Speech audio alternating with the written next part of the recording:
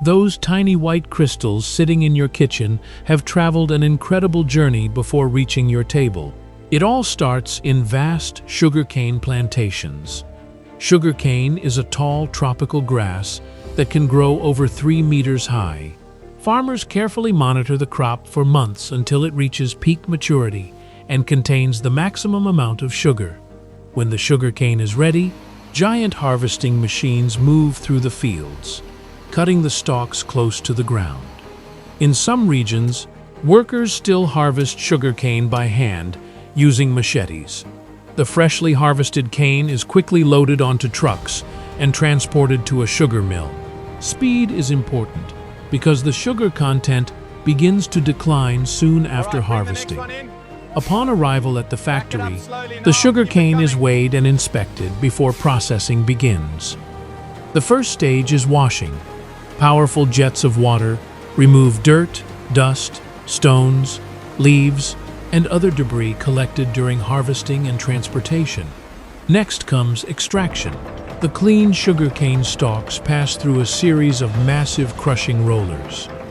These powerful machines squeeze the cane repeatedly, extracting nearly all of the sweet juice trapped inside. As the rollers crush the cane, a fibrous material called bagasse is left behind. Instead of being discarded, bagasse is often used as fuel to generate electricity for the factory, making the process more sustainable. The extracted juice contains water, sugar, and many natural impurities. To purify it, the juice is pumped into large tanks where it is heated and mixed with lime. This process helps unwanted particles clump together so they can be removed more easily. The heated juice then passes through clarifiers.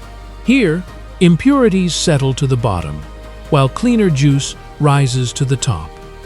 After clarification, the purified juice is filtered once again to remove any remaining solid particles.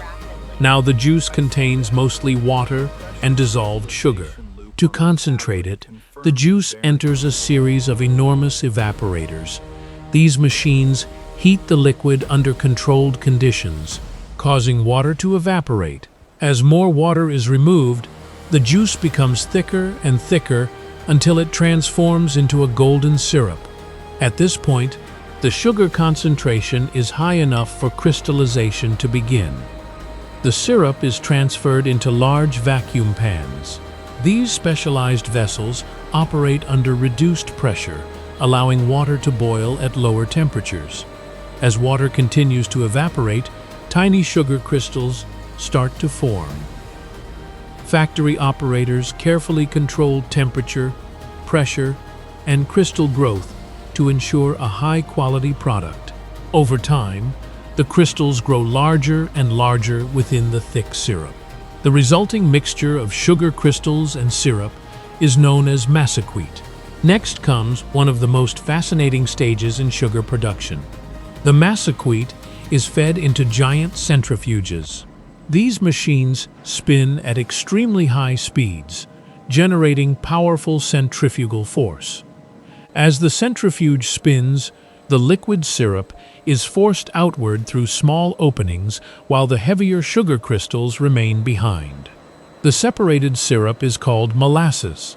Molasses can be used to make animal feed, yeast, ethanol, rum, and many other products. Meanwhile, the raw sugar crystals move on to the next stage. The sugar is transferred into industrial dryers, where warm air removes any remaining moisture. After drying, the sugar is cooled to prevent clumping during storage and transportation. The crystals then pass through screening equipment that sorts them by size and removes any particles that do not meet quality standards. Depending on the final product, some sugar may undergo additional refining processes to achieve an even whiter color and higher purity. Throughout production, samples are continuously tested in laboratories to ensure the sugar meets strict quality and food safety standards. Finally, the finished sugar is transported to packaging lines. Automated machines fill bags, sacks, and retail packages at incredible speed. Each package is sealed, labeled, and prepared for shipment.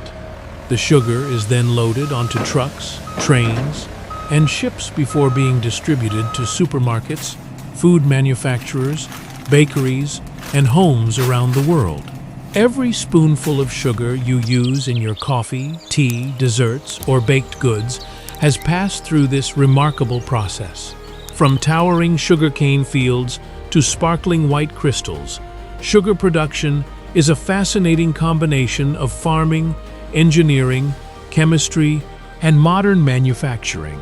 And that's how sugar is made.